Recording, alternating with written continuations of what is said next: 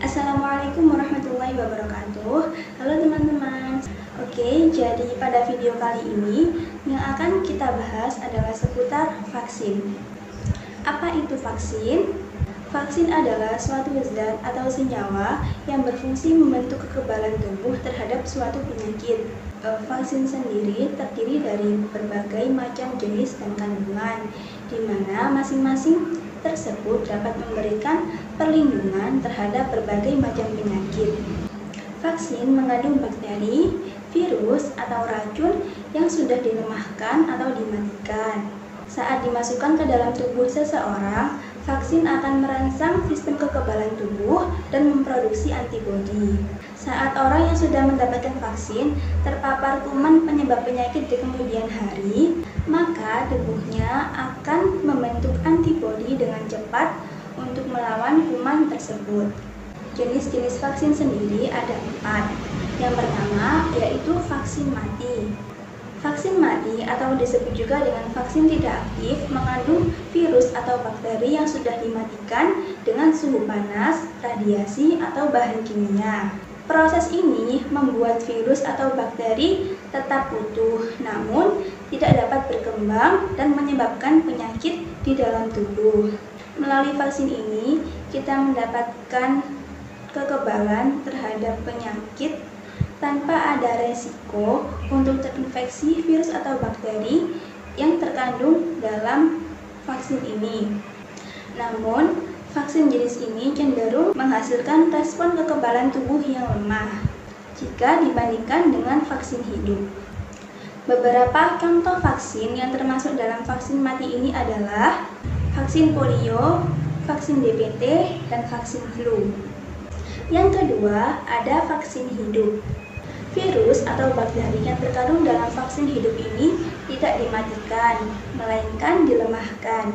Virus atau bakteri yang ada pada vaksin ini tidak akan menyebabkan penyakit, namun dapat berkembang biak sehingga merangsang tubuh untuk bereaksi terhadap sistem imun.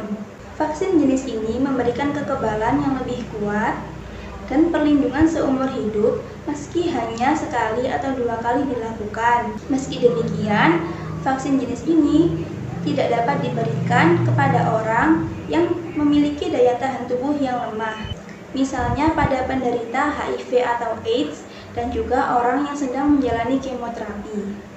Contoh dari vaksin hidup ini antara lain vaksin MMR, vaksin BCG, vaksin cacar air, dan vaksin rotavirus.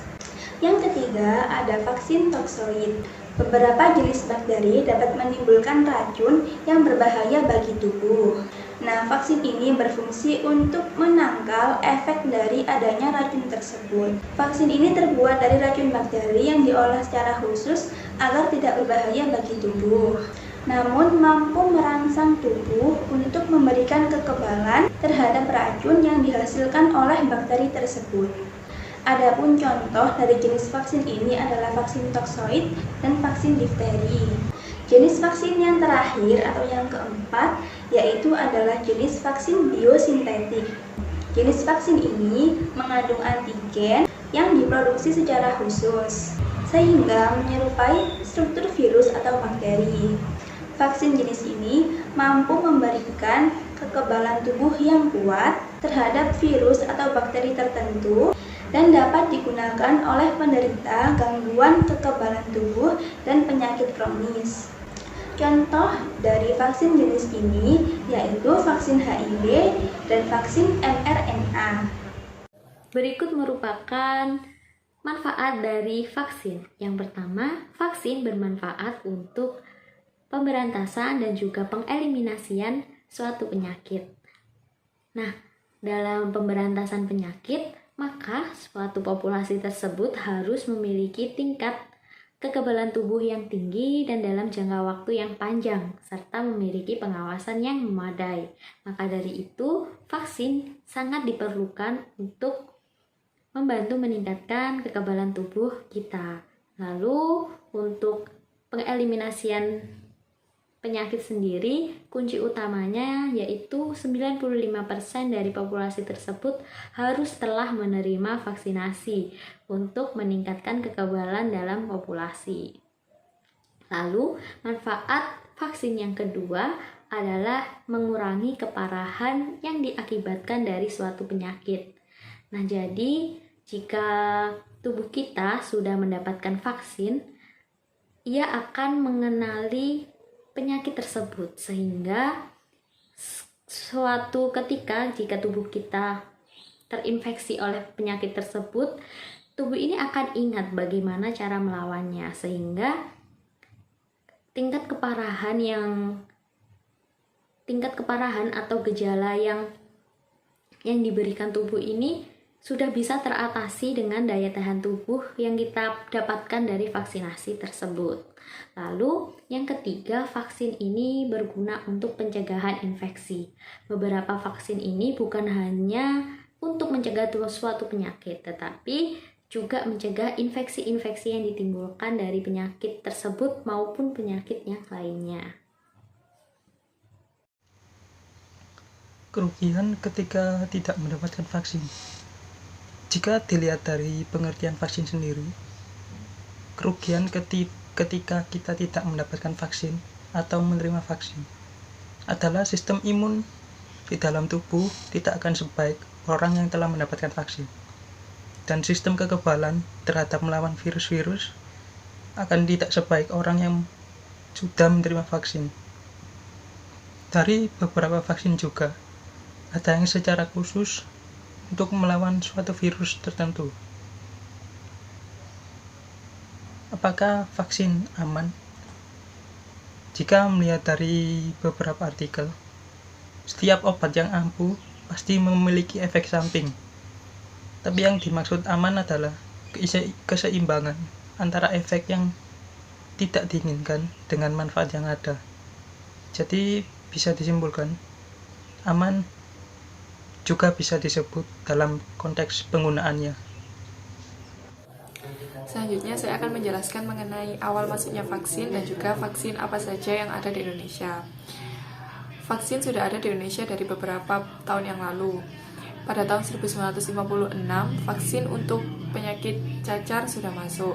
Pemberian vaksin sendiri juga bermanfaat untuk mencegah atau memerangi wabah penyakit. Upaya vaksin ini semakin tahun semakin berlanjut. Pada tahun 1963 mulai masuk vaksin untuk penyakit campak. Selanjutnya pada tahun 1973 mulai masuk vaksin untuk penyakit TBC dengan jenis vaksin BCG.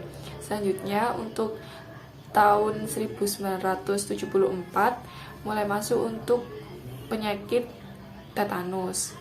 Dilanjutkan lagi untuk vaksin imunisasi difteri mulai masuk pada tahun 1976. Pada tahun 1981 mulai masuk vaksin untuk polio. Dan pada tahun 1991 vaksin polio mulai dirilis kembali dan mulai di-upgrade untuk pertimbangan vaksinnya sendiri. Kemudian dilanjutkan untuk vaksin hepatitis pada tahun 1991. Dan pencegahan untuk kanker serviks vaksin mulai masuk pada tahun 2016.